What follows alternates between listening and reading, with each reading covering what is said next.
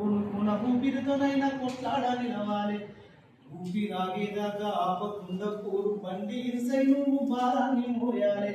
యుద్ధ భూమిలో రాలెదుటి సుక్కలే చరితలో చెరగని గుర్తులై నిలవాలి. బలిదానము అది కాదురా ఉద్యమ సిద్ధాంతం అట్లా రాదురా